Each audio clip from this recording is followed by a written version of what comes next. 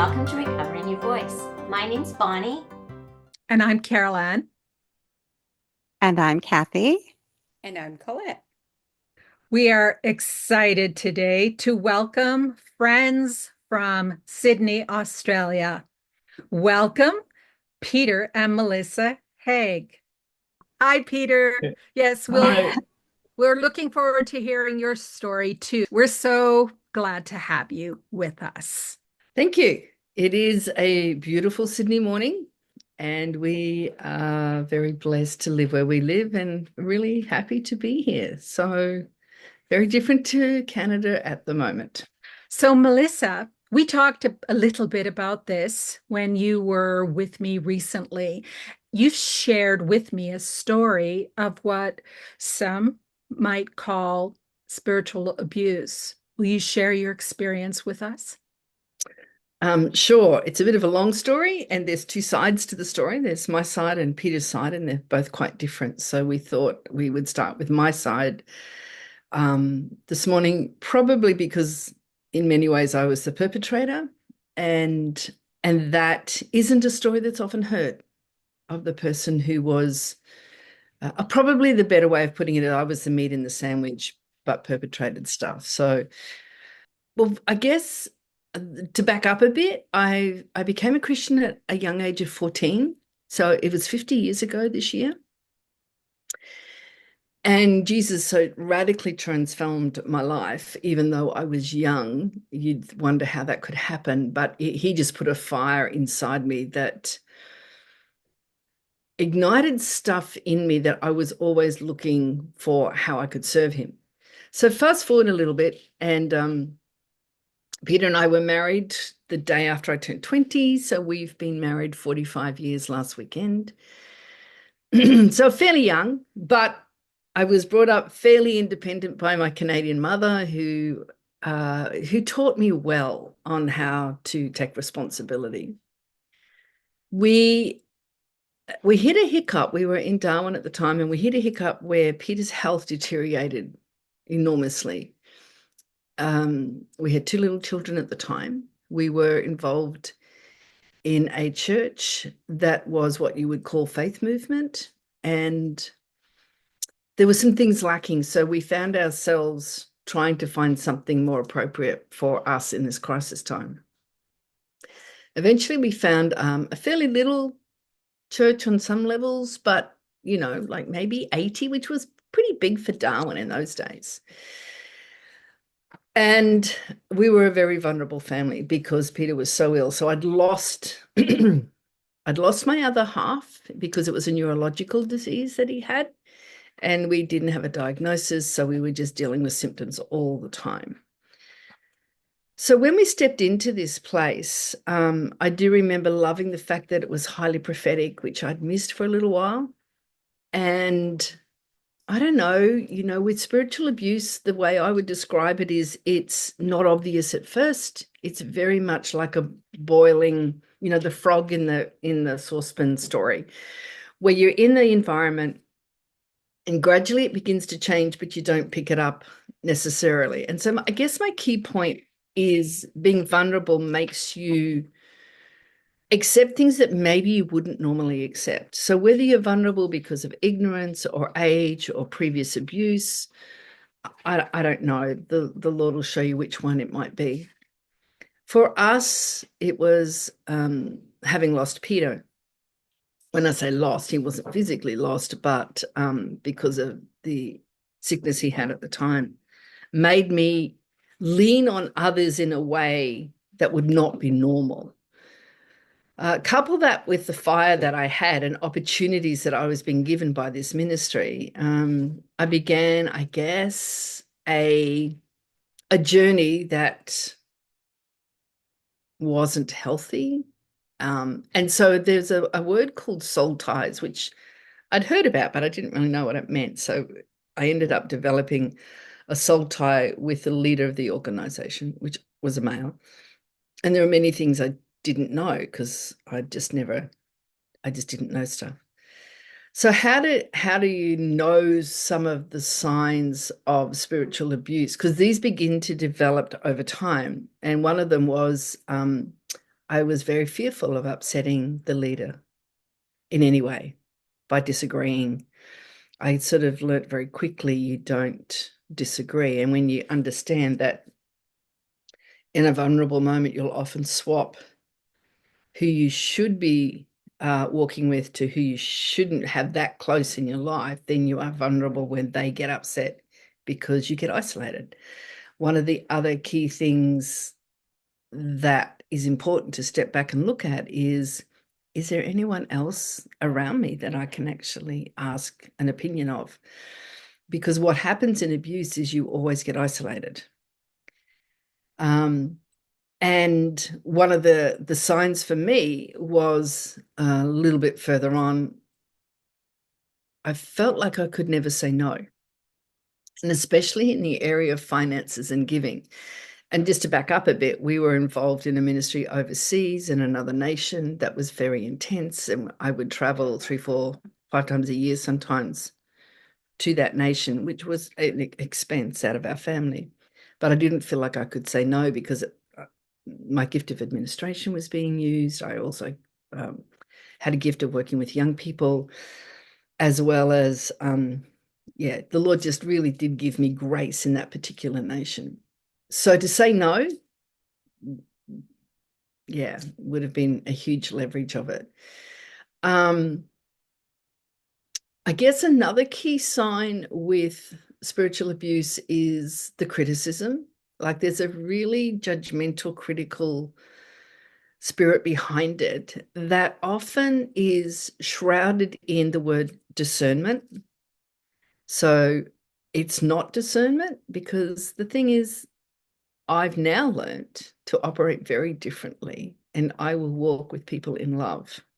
Even though I can see what's wrong, it's okay. Whereas I grew up, so we were under this for 20 years. We only came out 12 years ago. So if you think of our 2 children generationally, what they experienced, because they could see it.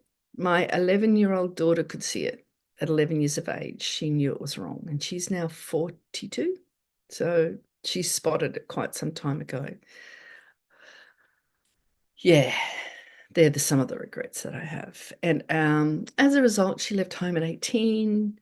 Our son spotted it. He's a very gentle soul, and the criticism really was like a sore in his spirit. It really disturbed him. And so he left at 16 and went quite crazy into a very, very different world.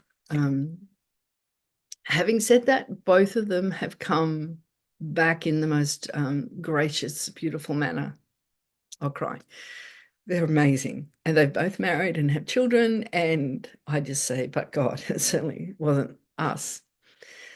And so, if any of the things that I share tweak with you, I would really strongly recommend that you go to the Father and ask him what to do about it. So having this man in my world who used to ridicule my husband a lot, because my husband is, you'll meet him, he's funny, he's quirky, he's very creative, he's very different to your typical A-type personality. And so he never measured up. And so bit by bit, the words began to erode our affection as well. And to be honest, I don't know how we've survived to get to 45 years. But that's one of the key signs. But it's always couched in this discernment word.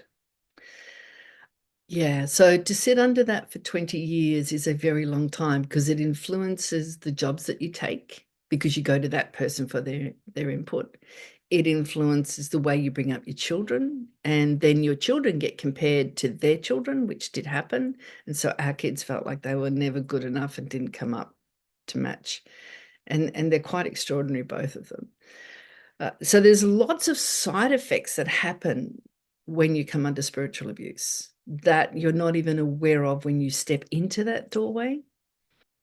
Part of me wishes that we'd never stepped into it. Part of me wishes it hadn't been so long. We were asked a question about a year ago, do you think it needed to be as long as it was? And unfortunately, I'd have to say yes, because the Lord had to orchestrate certain circumstances for us to get out. It became a spider web. And the thing about spiritual abuse is that it also has its cousins. So we were under financial abuse as well, emotional abuse, and it was all under the couching of ministry. It wasn't like a weird cult, but I was running the local church plus the ministries overseas, and I used to go, Lord, there's something wrong, but I didn't know what it was. And I go, God, it's not growing. And I knew I had leadership skills, but fortunately the Lord wasn't allowing it to grow too big. So when you look around and there are things in your spirit, don't ignore them. That would be my advice. Do not ignore it. Anyway, the Lord set up circumstances that we ended up in business together. So I ran a business with this person. We were directors of the same business. Peter ran his own business, but the money made from our business came from how well his business did. So all of a sudden, I'm the meat in the sandwich with finances that are just extraordinarily scary. We sunk into the business, our equity in our home. We also had investment properties and obviously some cash. About 2 years in, so I'm still running overseas, I'm running a local church, and I'm running our own business. So I was getting about 4 hours sleep a night. I'd wake up at 4:21 every morning, do all the book work, then go and run the business. My background is actually business and education, business training, and customer service, that kind of stuff is what I'd been trained in. So it was within my field to do certain things in the business. I'm certainly not a bookkeeper. That was not in my field, but it ended up in my lap, which was pretty awful. Not that I can't do it, it's just draining. I got to the point where I was only eating 1 meal a day. I just wasn't hungry, just couldn't eat. So I was about 20 kilos lighter, which, and I look back and wonder how the Lord preserved my health, because often people under such levels of stress, their bodies break down. But I guess God orchestrated and put certain people in our world. So when you run a business, you need lawyers, you need bookkeepers, you need people outside of your own circle. So they began to gather around us, just connecting with them from a business perspective. Now, they weren't Christians. No, a bookkeeper was. And they never said anything. But when the time came for us to come out, and I'll tell you that story in a minute, there were people in place. And so don't ignore that either. If the Lord puts people in place, when I look back, he tried to extract us about 8 years before then, but there wasn't enough people around that I trusted. Because remember, by this time, his word was like God's word. And so what he said went over and above Peter's, which was not right. But because I'd shifted emotionally from Peter to this person, that's what happened. So in 2012, I'd got to the point where this person displayed anger like I'd never seen. So in the workshop, he threw something at me, which he denied later.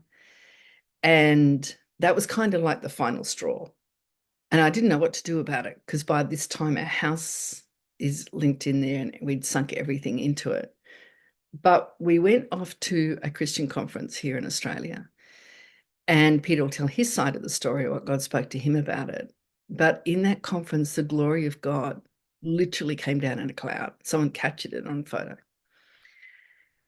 Because we were so isolated, we really didn't know many people, but we knew some. And there was complete strangers who we didn't know who walked up to us. They were from South Australia, and they were like, he worked very prophetically.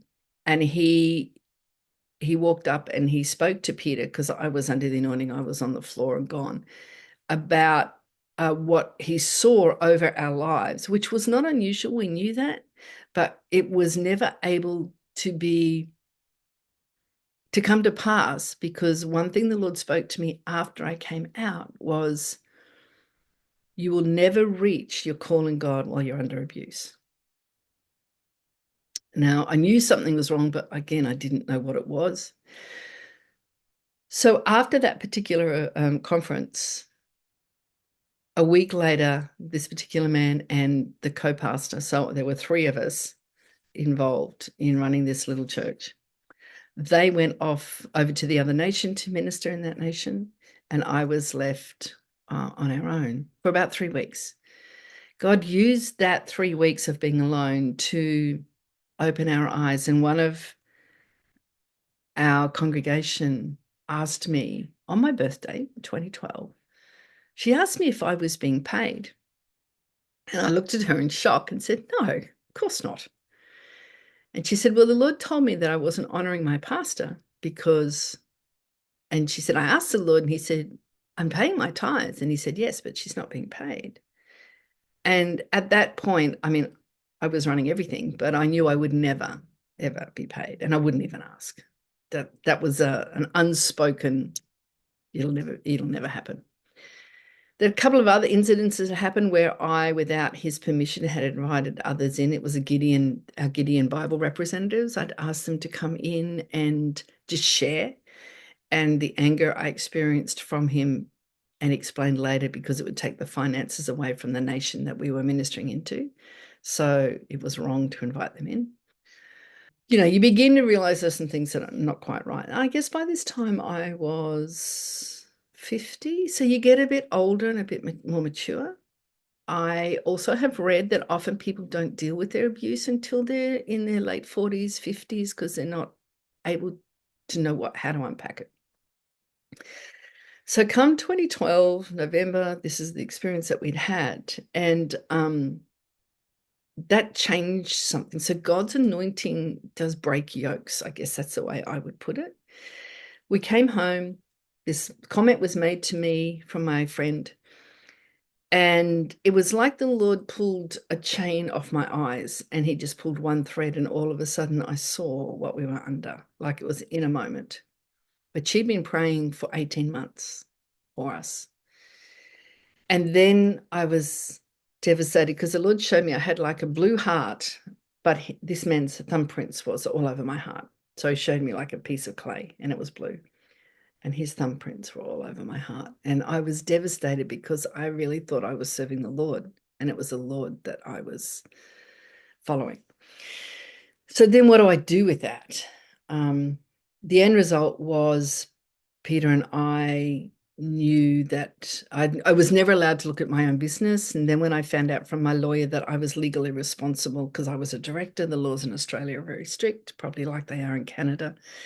And I knew I had to face him. So he got home on the Friday, I think it was, and I chose not to see them until the Tuesday, by which time he was very angry because I refused. I actually said no, because it was one of the first times I ever said no.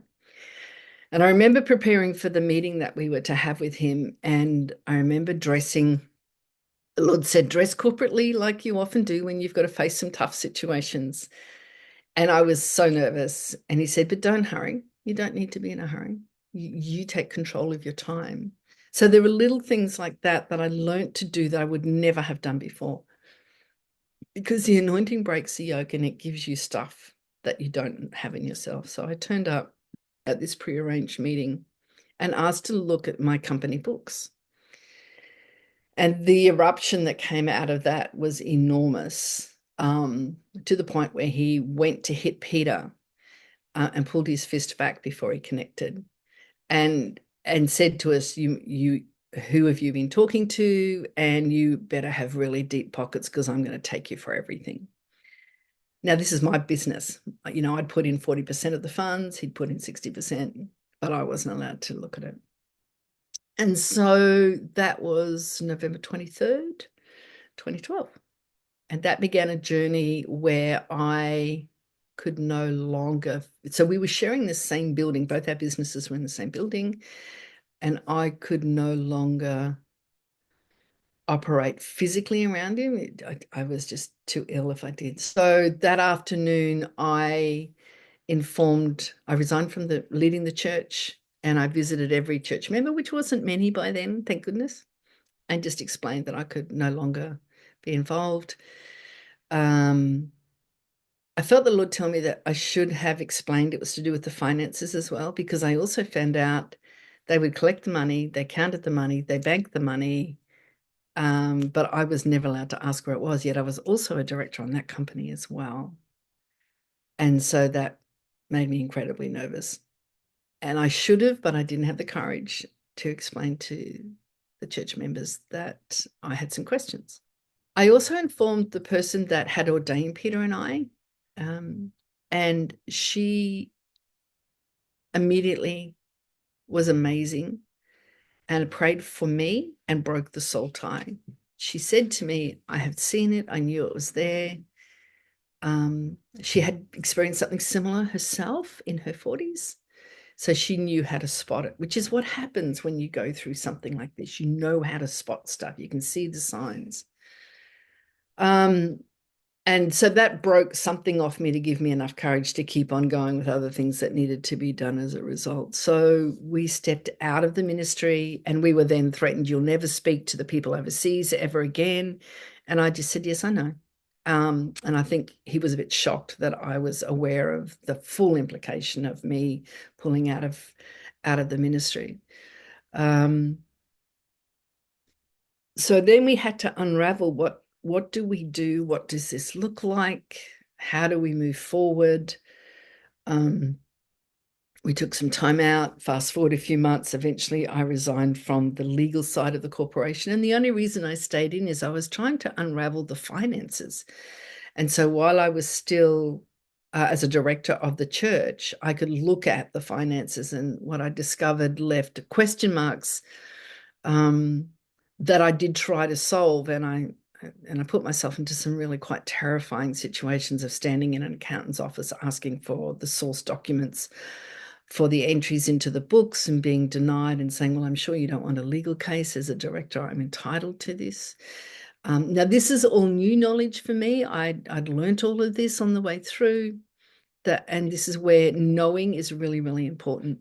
In the meantime, Peter is still operating the business in the same building with this person. I had withdrawn. I couldn't physically be in the same space. It just made me so physically ill, the sound of this man's voice, or just him walking through the building. So I did everything from home for 3 months. Peter was amazing, and he continued to operate the business and make it work as best as he could. So April, I pulled out of the church side of stuff. In the meantime, I had spoken to his daughter, who I was very close to, and explained that I was resigning and she probably wouldn't be able to speak with me in the future, and I hoped that one day that would change. And she said, no. I explained I'd experienced a lot of anger from her father and I couldn't operate under that anymore. And she said, well, I never have. I said, well, I'm really glad that you haven't. That's really good news. So we haven't spoken for 12 years at this point. And I had to say goodbye to many of the ministers in this other nation that we'd ministered in for 20 years by then. And so many of them were like spiritual sons and daughters to me. We'd financed them, we'd trained them, we'd prayed with them, we'd helped see them get married and have their children. Like, we'd been there for a long time in their worlds. So I had to walk away from that as well. So what do you do next? Well, we felt, look, it's crazy and I wouldn't suggest this. You have to listen to the Lord, but we did start another church, but it never grew past 25, but was a very intense learning period for us of how to do things differently, because my heart always wanted to build like a family context, not a corporate. I'd been in business. I know what business does. I wasn't interested in that for the church. And so we learned many lessons in that process. But I guess the Lord said to me, if you do not get healed, you will end up in exactly the same situation again. Because I'd always wondered how women go back to their alcoholic husbands, or the next partner is the same. But now I understand. Unless that broken part of you that is susceptible to abuse is healed, you actually cannot help yourself but going back. One of the key signs too is that I used to feel special being asked to do something by them, like whether it was to preach or whether it was to lead something, or, and that was my own insecurity being pandered to, because I experienced it again after I left. from another leader, and I hadn't been healed enough to say no. And again, I came under that, it feels really special to be asked. So what we have learned is so much. We can spot control now a mile off. And the Lord said to me, under this spirit, there are three things under abuse. There is, you look for control, you look for comparison, and you look for criticism. He just told me there are 3 C's, because that makes it simple for someone like myself. The healing journey took a really long time. In fact, even only this year, we went back to that nation to visit Peter and myself and another dear friend of ours, Jamie. And there were triggers in that some of those physical spaces that, see, Peter was never allowed to travel with me in the 11 years I traveled. He never came with me, ever. He was never allowed. He was an embarrassment. He wouldn't be good enough, etc., etc., etc. So to step into that space with him was very healing and very, very different and very powerful, actually. So we decided that we would pursue a healing. Now, as leaders, often you think it's not safe. We were in a small town. We'd moved from Darwin at this point. We were in another city. And so you think, oh, it's not safe, because you're known as a leader. We just learned to humble ourselves and just go. We went to the healing rooms. We have healing rooms in our city. There's now a couple of them.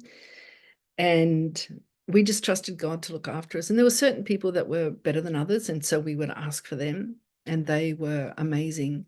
And we just kept walking through it and walking through it and walking through it. We would respond immediately to any promptings by the Holy Spirit. I noticed my reactions to people, particularly when it was control. The Lord spoke to me in 2015. So I'd been the new church again for 2 years. He said, "You have an orphan heart." And I went, what do I do with it? What do I do about that? I read the material that showed you the symptoms, and I knew I had all the symptoms, but I didn't know how to fix it. So we just continued to humble ourselves, and we just got desperate to keep drinking the healing waters. A lot of tears, a lot of repentance, a lot of the shame was pretty huge. But that didn't stop us from pursuing what we needed to do. The Lord took me into the Song of Solomon for almost 6 years, and rebuilt my understanding of who I was in him. I just sat in it, and I sat in it, and I soaked in it, and I soaked in it until I found my heart changing and my understanding of who I was changing. Because I used to say, Lord, how come everything you tell me doesn't sit? It's like a water off the duck's back. It doesn't go into my heart. What is wrong with me? And so that's where he took me to sit. And then I began to learn his voice. So for me, his voice is very gentle. It's almost as gentle as the wings of a butterfly. And I used to ignore it because I'm fairly left brain as well. My father's an engineer, so everything's logical and scientific. And so I had to deal with all of that and allow and test. Mark Verkler has a brilliant book written on communion with God. And so I started that. And but then I had to have someone to bounce it off, and the only person around is Peter. But he's far more sensitive to Holy Spirit than I ever was. But I just didn't believe him, because I'd been told for many, many years he was worth nothing, he didn't get it, he wasn't charismatic enough, blah, blah, blah, all that stuff that goes with what I call a type A personality. So I had to learn his voice for me. One of the key things too was to actually begin to acknowledge the dreams. So this started in 2012, and we both began to dream a lot, start 2015. And but when I look back at my journals, I dreamt a lot anyway. I just didn't understand the importance of them and the value of them. And so I began to do that as well. And so there's layers and layers where the Lord began to do a whole lot of stuff on an accelerated level. I guess the other thing is we encountered in 2017, by which time, so 2016, we were just desperate. In 2015, the Lord said to me, will you pray for every day? And I went, no, that's really boring. I can't think of anything worse. And he just said, will you pray for your nation? And I went, yes, of course I can pray for Australia every day. So that began the journey of us praying every day. Prior to that, we prayed once a week corporately, and the presence of God was unbelievable. Like after we stepped out from under the abuse, it's not that it wasn't before. It's just like now it was like there was no ceiling on us. There was no limitation. And the angelic that we would see and the visions that Peter got and the people who walked with us.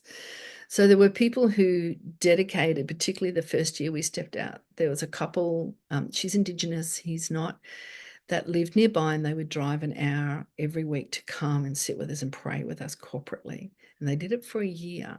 And without them as our family, we wouldn't have survived. There were others. The Lord just put a whole lot of people in our world that we just humbled ourselves to. Were they perfect? No. Were they precious? Yes. When we began to pray every day, I guess we began to soak ourselves in his presence. It wasn't for long. We both had to work. We didn't go bankrupt. We liquidated everything, which means that we sold our home. And we would have had nowhere to live. But there were many miracles. See, the thing is, when the Lord asks you to step out of abuse, he then looks after you, even though I thought I wasn't going to survive, but he gave us people who explained that in a year's time, we would look very different. I guess things changed dramatically for the good when we stepped out from under the abuse, even though it was really, really hard. We had the right people around us. Even the lawyers were correct and everything. But my heart cry began to be met. I just hadn't identified it. I didn't know what it was. I just knew that I wanted God. I wanted the Father above all things for us, for our marriage, for our family, and for our nation. So he knew how to pull my heart towards him, and he does with everybody. He knows how to pull our heartstrings so that we come close. And I remember being on my face in 2014, so this is only a year or so after. 2014, I took a year off and I studied Bible college for a year. Don't remember a thing, except I remember being on my face a lot. And one moment, I remember being on my face on the floor, so desperate for his presence that I felt I was almost going insane because I couldn't connect and I couldn't have his presence. But there was a lot of cleaning up to do. I often say that I paid quite a bit of money to go to Bible college, and Pete went to night school, which meant that every night almost he would dream. So this is when the dreaming also began to really take place. And he would get up and write it down. And so he'd go to night school, dream, and God would teach him. And I went to cerebral school and don't remember much at all. We had always dedicated our lives to the Lord. We had never gone looking for anything else but him. And I think that's the scary part of it, is that when you're vulnerable to spiritual abuse, when you have such passion, but you don't have wisdom on understanding or knowledge. And so if you understand that where we were remote places in Australia, like really remote. And so you're limited to what is in your city or your town to be part of. That's where you can sometimes, because there was no Zoom in those days, there was no internet, so you're limited to what is physically around you. And we knew we had a call of God on our lives. We knew all of that. So we were happy to serve and be taught and learn. But wisdom is really, really important. There were just many things that were happening around us in our city that we were asked to do because of the gifting on our lives. You know, people came in and out of our city and connected with us. But the Lord said to me, nobody has time for me anymore. And so I began to do what I call a 40-hour weekend. So Friday night till midday lunchtime, we just hired a neutral venue and we would worship and just seek the Lord and invite others who are hungry. That's kind of what we did. 2015, I met Patricia King. I think it was 2014. And the Lord said, teach the Glory School. But he didn't let me start for 6 months. And then we did a similar thing. We in the healing rooms, we just invited people to come and learn the supernatural, because I was very skeptical in those days, because I'd encountered some weirdos and I didn't want to go back there again. And so it had to be very scripturally based, which it was. And it changed us as well. So we were doing many things in our city. That was a corporate, that was intuitive and different. 2016, the Lord spoke to us and said, where's the church? And we were walking through the markets in Fremantle at the time, and there were many tarot card readers, fortune tellers, and the Lord said to me, where's the church? So Peter and I and our very little church at the time set up a tent in the markets of our foreshore. And for 9 weeks, we ministered to over 900 people who encountered the presence of God and words of knowledge, and people were healed and delivered and like crazy stuff that we documented. But at the time I was in the Ministers Network on the executive, and they watched us and said, oh, you're really skating on thin ice. But the Lord had said to me, these people won't come into your church. You have to go to them. So we were doing lots of things, trying to find our way of what does this look like? How do we reach our city? How do we reach our nation? And in 2017, we were doing 40-hour weekends just on our face. And that was all part of the healing process as well. Again, not many, and yet the only thing I'd known was kind of like a megachurch model. And not because we were in one, but because that's all you see and you don't know how to steward small groups well, but that's all the Lord gave us. So we prayed every morning as well in a little CWA hall, which is a country women's association. And they're all over Australia, and they've left a beautiful legacy of a community place where you can gather. And so we would pray every morning because the Lord asked us to. And it wasn't meant just for us, it was meant for the city, but nobody used to come much, occasionally, but not very often.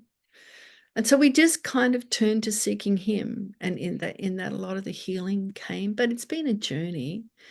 I guess one of the key things is that we discovered the Lord connected us with watchmen from who were birthed out of Canada, and that's a story in itself too. But when I hosted them in our city, I'd cried out to the Lord the night before, if you don't heal me of an orphan heart, I actually, as a leader, am more destructive than I am helpful. You have to heal me. And I'd been warned about some of the men who walk in this movement, and some of them were from the underground church in China. And I'd been warned, if they come near you, you may feel this way of love. So one of them came up to me the following day to thank me for helping to organize it. And he just put his arm around my shoulder. And I felt this wave of love hit me. And I went, I've been warned about this. Okay, I'm not going to cry. That was my main point. But that night I had a dream. And in the dream, this man's shirt was on the father. And the father was inviting me to come in and be hugged and embraced by him. And as all women know, whenever you've been abused, you always do this to protect yourself. It protects your heart, it protects your body. So I did. I didn't embrace him. And in the morning, on waking up, I had exactly the same dream again, but this time the father was huge. And for some reason, that was safe. And when I let him hug me, this is in a dream, I was healed instantly of this emptiness in my heart. And I knew it. I felt totally different in a dream. Now, there have been layers since then that have healed aspects of my behavior and my character that were judgmental and critical and condemning of others, because that's how I'd been modeled. So it's been a journey. It's been 2012. It's been 12 years that we've been on this healing journey. But I guess one of the things, if I can just speak for a little bit longer, is the Lord showed me that spiritual abuse is like a spider's web. And there was a book written by an abuser, and he described it like this. Spiders don't eat their prey. They actually inject them with a nerve toxin that paralyzes them, and then they come and suck the juice out of the prey, right?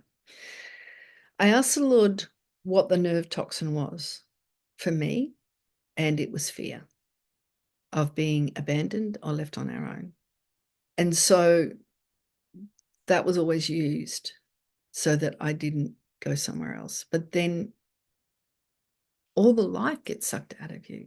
You know, you seek time with the Lord, you receive something from the Father, and then that gets ridiculed or abused or told it's worth nothing. So the life literally gets sucked out of you, and what you get from God doesn't get believed. And so spiritual abuse also has that look to it as well. So there are many layers. Forgiveness was very key. I was determined I would not be bitter and I would forgive. Absolutely determined, because I know that if I don't forgive him, that I would not be forgiven, and I couldn't live without that. I couldn't live without Jesus forgiving me. Yes, the final thing is we did go to him face to face 3 years afterwards, and that was not a pleasant experience for me, because he again did some stuff that wasn't great, and I had to walk away and forgive again. But the restoration of relationship doesn't have to be expected. In fact, I knew where he worked. It was in an open public place, and I would go in there to see how my heart was. If I couldn't face him, if I couldn't actually physically look at him, I'd go back and, Lord, you have to do more. I'm not free. I'm not free. I'm not free, until the point where I was free enough to actually see him from a distance. Since then, we lost our house. We lost everything we owned. God gave us an amazing home in our city that we were in that overlooked the city, and we would pray from every day. The angelic realm was amazing. The presence of God was something extraordinary. The Lord asked us to move this year to Sydney, which we have done, and he's done it again. He's given us another amazing home. They're both miraculous stories that I find extraordinary. So when you get the courage to get out, he will restore beyond your wildest dreams. There's many stories to our restoration, including our own family, but I know our time's tight. Thanks, Carol. Thank you, Melissa. Melissa, I was wondering, you said a couple of terms that maybe our audience isn't familiar with. So you talked about the orphan heart and also soul ties. Would you explain those a little bit further for us? I wish I could remember the name of the man that taught about orphan heart. He's a Swedish man, or Finnish man, I think he is. So an orphan heart means that you don't know who you are and who you belong to. And so you end up always competing with people around you, particularly in ministry. I would go to meetings and they would always ask, how's your church going? Which means, how many people have you got? What are the finances like? And have you got a building yet? And I knew we had none of that. So I always came up short. I didn't know who I was in God and what I carried. So an orphan heart ends up always competing to look good and be perfect. And then it always ends up controlling people. So as much as I didn't want to, I used to manipulate and control. I come from business. I know marketing. I know how to swing stuff. But in my spirit, when I swang it, the Holy Spirit always used to go, yuck, that's not me. And then the criticism. So they're the symptoms that show you that your heart doesn't know who you are in God. That's the best description, Bonnie, off the top of my head. And sorry, what was the second one? A soul tie. So a soul tie, and particularly an ungodly soul tie, is where you actually can't walk away from a relationship. You just don't have the strength or the capacity or the emotional ability, and it begins to dominate the way that you make choices. So there's a godly pattern, particularly in a marriage, of how to make choices and what to do and how to spend money. And an ungodly soul tie puts its impression on the way that you should do things. So instead of going, Peter and I would pray, we pray together now and go, Lord, what do we do? It would be, oh, hang on, I just have to go and ask this person's opinion. So you couldn't do anything without their opinion or their idea. That's an extreme version of it, Bonnie, but that's what we've discovered it's called. Yeah. I hope that answers that question. Thank you. That does, very much so.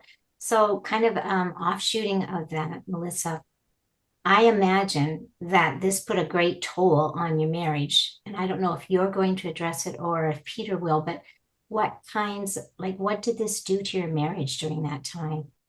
We ended up being two people living in the same house. But we didn't do things together. And I didn't believe what Peter would tell me because I'd been told by this other person that his opinion was worth nothing.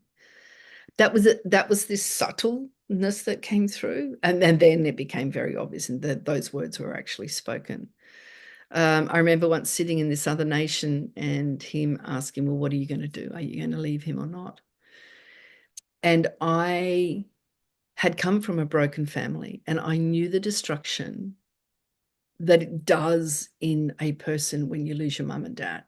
And I was desperate. I said, I don't know. I don't know what to do. I knew I didn't want a broken marriage, but I wasn't given any solutions either. Yeah. So it's destruction to its nth degree, and it's taken a long time to rebuild us back. I often say we've really only had a marriage for the last 10 years, maybe 15. Yeah, 10, particularly 10. God's healed us, and it's amazing to think what I could have lost if I had gone down that road. Melissa, two things come to my mind. Number one was you talked about your beautiful children, and I am wondering, I think you mentioned 16 years, very young.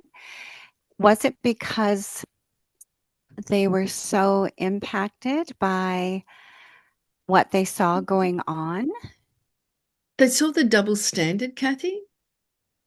And so for them, walking with the Lord was not a choice, because on the one hand, we'd go to church, but on the next hand, particularly their dad was so criticized as being useless, that I think they just got to the point where that wasn't for them. And they had their own encounter with Jesus a few years later.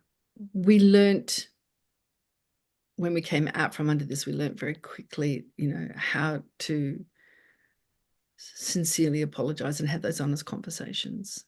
But I also have to be careful, because I've been a dominating personality. So I now choose to be the opposite as much as I'm able to. I think my husband probably laughs at that, but yeah. You said that your family has been restored and you have a good relationship with children and grandchildren. Yeah, we do. That's why we're here. Otherwise, they wouldn't have wanted us nearby.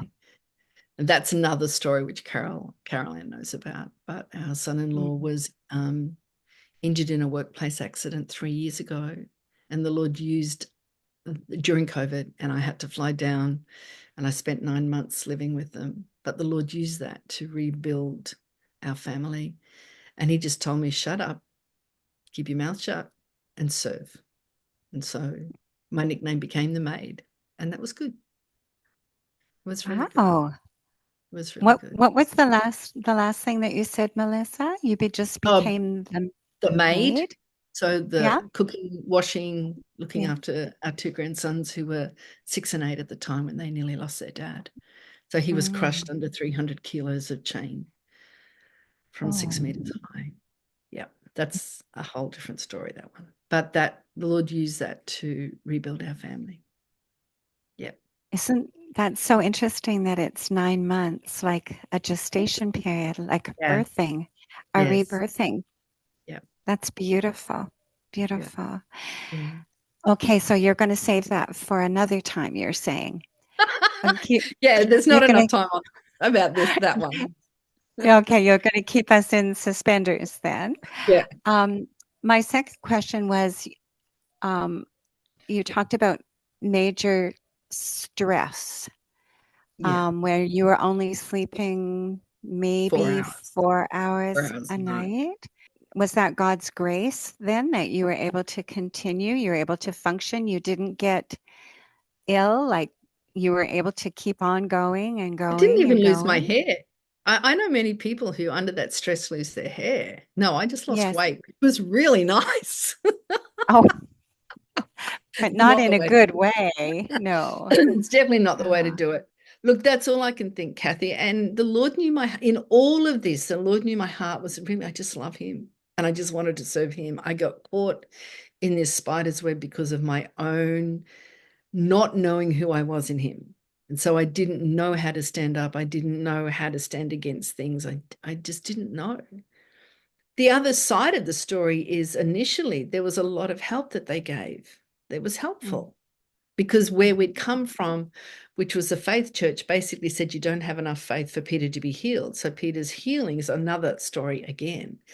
But that wounded us terribly. So you run into the arms of other things and you don't discern what's going on. As I said, when you step into things vulnerable, like I watch very carefully vulnerable people because I know that they're susceptible to others preying on that intuitively or knowingly. And we're vulnerable with illness, we're vulnerable with poverty, we're vulnerable with mainly nowadays it's emotional relationships because 50% of our marriages are broken. And that means you're vulnerable. You're looking for love. So your health and Peter's health It's is good now, ridiculously amazing. ridiculously good. Really amazing. We're both really well and not on any medications or anything. Like it's crazy. And Carol knows our schedule. Our schedule is, I think we've been into 6 or 7 nations this year alone. I'm about to step into another one. So every month we're doing something internationally, and travel is hard on you. But there's an incredible grace because that's the call of God on our life as well. And the other thing is abuse will stop the call of God on your life. So the enemy loves it. Loves it. Yeah, if he can tie you up and if he can freeze you and suck the life out of you, then he's got you in a place. It just took a long while for us to get all the spider webs off us because there was business, there was legal entities, there was churches, there was relationships. It just took a lot of persistence. We were just desperate to be free. Melissa, I thought only the Lord told me, Colette, shut up. So, kindred spirits here, honey. Yeah. Because that's the memo I get all the time. Mind your business, Colette. Shut up, Colette. You know what I mean? And I need that reminder because like you, I get passionate for those that are well victimized and I come out sideways angry. So healing. You're right. Healing. And I am um submitting to that, Melissa. Well, I just hope it helps people to identify signs that they're under abuse. And I guess with some of the stuff that's been happening in America, and it'll be happening in other nations, I took the time to listen to some of the victims' stories, and I realized that we had also been we'd been under similar stuff. When I heard other victims from some of the stuff that's been happening in the States, I went, you know what? I never thought I was in that, like a cult, but actually we were. It just had a different name. Because it has this personality that everybody follows. And whenever you have that, you're in trouble. Melissa, I think that as Christians, we think, oh, if we walk with the Lord and if we're, reading our Bible and if we're doing this X, Y, and Z, that we're safe from this kind of thing. Oh, I would know. But it's not like that. It's so the way you describe it, it's so subtle and so it sneaks up on you. And did anyone kind of warn you and say, oh, Melissa, be Yeah, careful? but I wouldn't have listened. I wouldn't have listened because they were all I had, Bonnie. And we'd been through such terrible times with Peter's illness. This is my perspective. I'm a mum of 2 young children at the time, and they were the ones who rescued me. So that's where my loyalty sat. So they may have. There were a couple of times I've looked back to analyze. There were twice. But I didn't have the courage or the capacity to stand when the conflict came, where the person told me and I could see it, and this other person reacted. I had to choose sides, and the person who'd exposed it lived in another nation, so they weren't going to be nearby. And so I went back to where I was. And the Lord will put the right people around you at the right time, and he'll give you the courage. That's all I can say. All the ducks have to line up to be able to get out from under abuse. And so your standing with someone is absolutely critical if they're going to come out from under abuse. They can't do it on their own. There have to be people with the heart of a family to walk with you. That's what it takes. Melissa, I'm just wondering, what was your secret in dividing it? The name of the Lord involved with the pastor's name. Oh, I don't think I had any secret. We were so traumatized, Colette. We fortunately it was small and it was shrinking. And I just it's really interesting when we went to our lawyer to split the businesses, he just looked at us and said, is this a church thing? Like he knew this stuff happens. And we had to say yes. But we had a relationship with him where he just went, that's okay, we'll just deal with it. I don't know. I guess maybe Peter will be better asking him that question because he can see better than I can.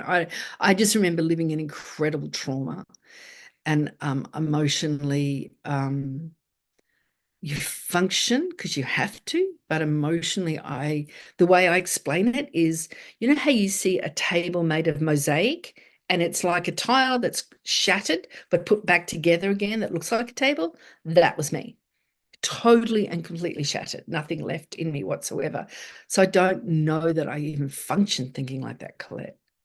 I remember in 2013, so it was a year later, we went back to the original place where we had been the year before. The Lord showed us stuff. There was a conference in the same place, and I just remember lying on the floor and the Lord rebuilding me. He just washed over me and over me and over me and over me until all of the cracks were at least glued back together and I could function, because I couldn't really function much at all. So I don't know what I said, because we were all in the same town together and still in the same building until May of 2013. I guess there were those who walked with us who knew the story, and there were those who left because they didn't want to be part of any of it, and there were those who stayed with them, but then it folded within a year as well. But the saddest thing for me is some of the family, particularly the daughter, is so shattered by it. And of course, she only has her father's side of the story. The day may come where that will change, but that's up to the father. That's not my business.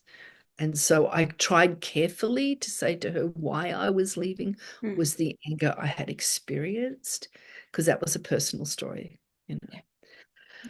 There's been many things that I've been painted as since then. Even recently, when we went into this other nation, they were warned never to speak to me under absolute circumstances. This is 15 years later. Because it's tied to their pay packet, some obeyed and those that didn't. God just did this beautiful healing for all of us, and it was very precious. Because that person is not the topic of our conversation. It's always Jesus and what he's done and how wonderful he is. And so that enabled healing to flow. Yeah. Inviting light into darkness. Yeah. Setting the atmosphere for God to move. Absolutely. Yeah. It's interesting. My father, who's not a Christian, but a very ethical man, he received, in fact, the Order of Australia Medal for his contribution to our nation. He, in his will to me, he saw what this man could do, and he, in my inheritance, made sure he couldn't get his fingers on it. And that inheritance is what gifted us the house that we had in our other city, where we would pray over the city and over the nation and over the South Pacific. And that came out of a very broken place where a lady from Sri Lanka came again to another conference that we were at and said, I've come to see you too. And it was the same one where I was walking broken. I said, what for? And she said, the Lord's told me to come, and you're meant to have a house of prayer. And I went, yeah, right. And she said, on one of the mountains. And I went, that's $1 Million Lane. That's never going to happen. Anyway, thank goodness I asked the Lord, and he said to me, I'm going to give you a house to steward where many international intercessors will come. And he showed me the street it was on, and it was what we call blue chip real estate. And that's exactly what happened. It took maybe another year and a half, 2 years maybe. But that's exactly what happened. And for 7 years, there were many that came through that place. It was a real hub. So I don't carry as much shame as I used to. There are moments with my kids that are still being restored, that they would trust our recommendation of people. That's the key thing.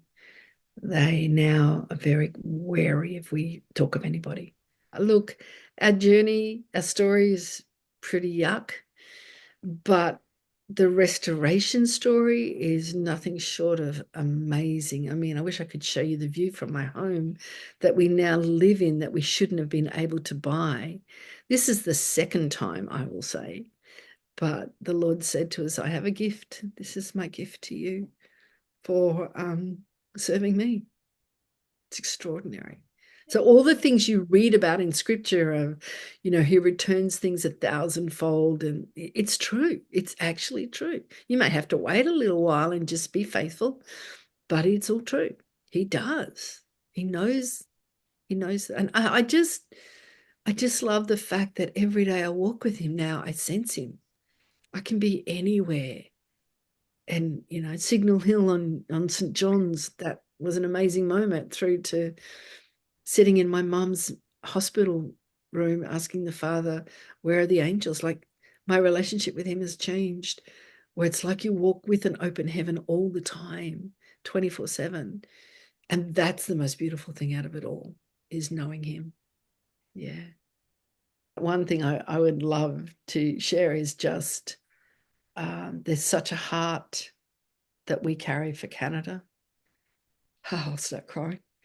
I don't know what it is. It's just something very special. I know my mum's Canadian, and therefore my lineage is Canadian all the way through, but I don't know, it's very special. It's very special to be able to walk with Canadians.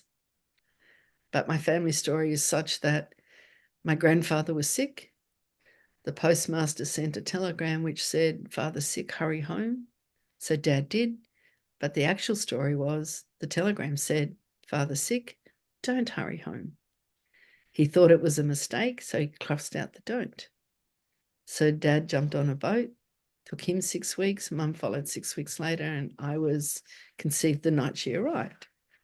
And there's a whole story behind that as well. But the Lord spoke to me in Toronto just recently and said, "I wanted you birthed in Australia."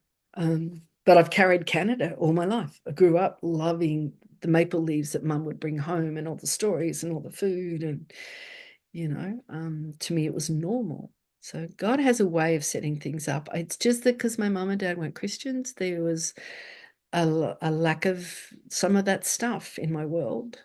He rescued me when I was 14, thank goodness. I would have ended up who knows where. Because I've often asked the Lord, why did I have such an orphan heart? But it was, often your family culture they do their very best. And I honor them both. They did amazing stuff in many areas. They were incredible. Which is why when my parents broke up the day after I finished and graduated, it really broke my heart, because I loved them both. And so for them to lose them, I lost a family. So it's not like I grew up, many of my girlfriends hated their parents. I never had that, because they were incredible people. So finding who you are in God is so critical, because it transcends everything else, and it gives you capacity to put boundaries in. It gives you capacity to stay in your lane. And the Lord often says to me, just stay in your lane. You don't need to be anywhere else. Just stay where you are. Because I look around and think, oh, I'd love to do that, and I love to do that. And goes, no, just where I need you to be. And that's what's really important, because the body has many different parts. And so if you know who you are and you stay in your space, that's where the life satisfaction comes, regardless of age. Because now obviously we're past 60, I've got white hair. And so we find many of our generation don't have a purpose, whereas Peter and I have this most incredible sense of destiny and purpose, and live accordingly. And our children, to their credit, give us space to do that, even though I'm 5 minutes around the corner. My daughter knows what we're called to do and wouldn't want us to be doing anything else, which is a credit to her, considering what they used to have. Yeah. God is so good. The Father is an amazing Father. You can deal with stuff much more than you realize you can when you just ask his help. I didn't know how we were going to get out financially. And, we went from running a company of 7 people to being on the streets with no income. So we had to ask for some help from the government department, which we hadn't done, I don't know, 20, 30 years. And for the first 3 months when we stepped out of this, Peter and I walked, and they said to us, you've been through liquidation, therefore you've been traumatized, you'll need some help. And we basically said, no, we're right. That was a mistake, or maybe not. But we did spend 3 months not trying to do anything or be anyone. We walked up and down our beach because we lived on the beaches, and we would just pray together. And when I look back, I realized the Lord often just walked with us in the conversations we had, and his presence. We would just deal with the disappointment and the hurt and stuff in that safe environment. And then he would bring people to us that we learnt to trust and talk to. Many of them were not Australian, if I might, unfortunately. We're very, the Lord often said to me, I have an immature bride in Australia. And so he brought many people from overseas into our world. We're so glad that we've had this opportunity to all of us connect together. Thank you so much, Melissa. Thank you so much for just having a space to share a story that I really haven't put in a place like this before. So if you are wanting to learn more about spiritual abuse, if you have questions for us, you can write us at recoveringyourvoice@gmail.com. But until next time, please keep sharing your stories.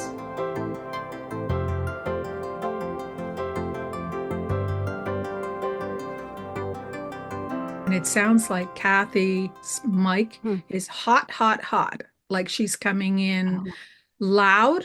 She did come Is in that the loud. case? Turn it back up. Okay, back All right. up. Yeah. I might have had this right on my mouth. I might have had them halfway down my throat. I Well, had we're to do glad the we same didn't thing. hear you digesting, girl. That's all we're saying. Yeah. I don't know. Tell me truth, Inside Out guys. movie 3. This too shall pass. Oh, But Oh, I know. Welcome to my head, Bonnie. Fasten your seatbelt. It's going to be a bumpy ride. Okay. Yeah. My background is agricultural, so I can recognize manure when I see it.